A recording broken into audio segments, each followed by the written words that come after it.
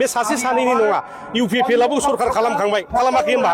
थांनाय 5 बोसोराव इउपिपिएल सरखार जादों बेवहाय इउपिपिएल एबसुनि सरखार जादों दा बेखौनो व्यक्तिगत स्वार्थखौ हासिल खालामनो इउपिपिएल दोलोआ माखासे गुन्दा बाहिनी फाथाय हरनानै दिनै बिदि गाग्लोबहोनाया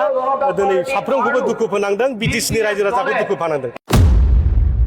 पद्मजरानि हा हगारनायनि नामाव बिथांमोना बुस्ता सावदों आंनि फट' बानायनानै आब' मलथिनि नामाव आरो देवराव देख्रेब जों साथामखौ मुसुखा बानायनानै सावदों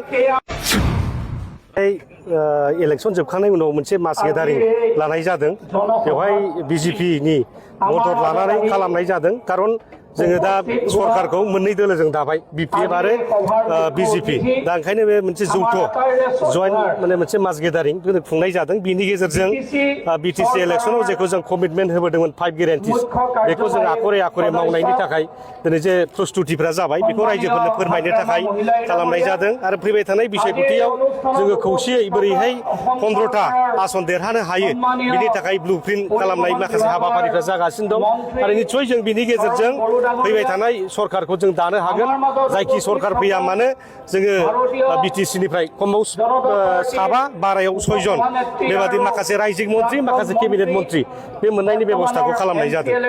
दा बे जोबोद दुखुनांथाव बाथ्रा बे बिटिसि एसेम्ब्लिखौ गाग्लोबनाय नङा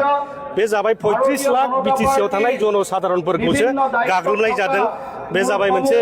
माने उग्रपन्थीफोर बादि आईएसआई फोरबादि माबाफोरबादि माने हुजि सुजिफोरबादि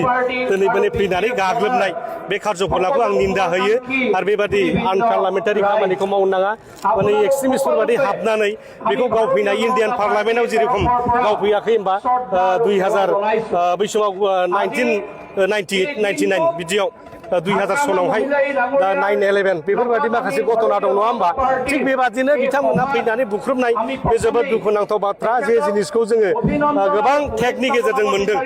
गोबां जोहोलावफोर जिउ बावनानै मोनदों दा बेखौनो व्यक्तिगत स्वार्थखौ हासिल खालामनो इउपिपिएल दोलोआ माखासे गुन्दा बाहिनी फाथाय हरनानै दिनै बिदि गाग्लोबहोनाया दिनै साफ्रोमखौबो दुखु फोनांदों बिटिसिनि रायजो राजाखौ दुखु फोनांदों आन्दलना खालामनो हायो जोंबो मोनसे समाव आन्दलनकारिमोन दा बेबादि आन्दलन खालामनायनि मुङाव आन्दलन खालामनानै रायजोनि सम्पतिखौ दिनै धंस खालामनाय माने बेखौ मा बुजियो दा बेवहाय गोबां माने लिडारफोरनि बेवहाय माने थुनज्लायनाय दङ आं खावलायगोन इयुनाव जुदि बेबादि माने आन्दलन खालामबा जाहाथे रायजोनि सम्पतिखौ नस्थ' खालामा बे सासे सानैनि नङा इउपिपिएलआबो सरखार खालामखांबाय खालामाखै होनबा थांनाय 5 बोसोराव इउपिपिएल सरखार जादों बेवहाय इउपिपिएल एबसुनि सरखार जादों थांनाय 17 बोसोराव बिपिएफनि सरखार जादों आरो नेक्स्ट हयथ' 5-10 बोसोर उनावहाय सोरनिबा सरखार फैलायगोन दा बेखौ आक्रमण खालामनानै जेबो लाब जाया एसटि होनाय होनो बे गभर्नमेन्ट आसामनि खोथा नङा गभर्नमेन्ट इन्डियासो बेखौ फाइनाल खालामगोन दा एनअसि होनायनि बेला बेथ' गोदान एनअसिनि बाथ्रा नङा बै समाव 2006 सनाव बे जोंनि दुलाराय बर' फरायसा आफादनि आफादगिरि रोनगोरा नार्जारि गाहाय नेहाथारि गौतम मुसाहारि बिथांमोनानो एनअसिखौ होजेनग्रोदों दा बिथांमोननि रेफारेन्सआवसो एबसुआ जातीय संगठन जानानै होनो हायोबा जों पलिटिकेल पार्टिफ्रा पलिटिकेल लाबालाबनि थाखाय होनो हायोबा बाथ्रा दं राजनितियाव गासिबो इम्पसिबल जायो पसिबल जायो दा बे जातीय संगठनानो दिनैहाय एनअसि होनो हायोब्ला मोनसे राजनितिक दला मानो होनो हाया दा रायजोफ्रा हमनांगौ सोरखौ दुलाराय बर' फरायसा आफादखौसो हमजोबनांगौ बिथांमोननि रेफारेन्सआवनो राजबंशीफ्रा आदिबासिफ्रा दिनै बेबायदि सुबिदा मोनदों एबसु बादि जातीय संगठनानो एनअसि हरबायब्ला नोंथांमोना पलिटिकेल पार्टि जानानै मानो हरनो हाया दा बेयावसो बै समाव हाग्रामा महिलारिफोरा कम्पेलेसन जानानै बायध'था जानानै दिनै बै समाव 2016 सालाव हरनो गोनां जादों दा बे दाया सोरनि दाया बेथ' दुलाराय बर' फरायसा आफाद बै समनि दैदेनगिरि रोनगोरा नार्जारिनि गौतम मुसाहारिमोननिसो जानांगौ बे दाया दिनै हाग्रामा सारखौ मानो गाज्रि रायदों माखासे आइजोफोर जोंनि उन्दै उन्दै बिनानावफ्रानो हाग्रामा साराव गाज्रि बाथ्राजों रायलायबाय होमबा बे जाथिनि सभ्यताया बहा थांगोन दा आं खावलायदों दुलाराय बर' फरायसा आफादा बेबादि मानसिफोरखौ थुनलाय नाङा उन्दै गथ'फोरखौ आन्दलनाव बारसोम होनानै बेबादि गावबागाव माने जातीय सम्पतिफोरखौ जोंनि बे नेसनेल बे मोनसे एसेट्स बियो दा बे मन्दिरखौ सिफायोब्ला बयनिबो गोसोआव निस्सय दुखु मोनगोन बेथ' एबसुनि मोनसे हुदा बियो बयखौबो माने बेबादि एसे दाय मोनबाथाय दायथ' गैया समाल'सना खालामो आंखौबो पद्मजरानि हा हगारनायनि नामाव बिथांमोना बुस्ता सावदों आंनि फट' बानायनानै आब' मलथिनि नामाव आरो देवराव देख्रेब जों साथामखौ मुसुखा बानायनानै सावदों थिग बेफोरबादिनो बिथांमोना गावसिनि पलिटिक्सखौ गेजेराव सार्भाइभ खालामो माबा मोनसे सरकार लाबोनाय नङा they just to survive their political party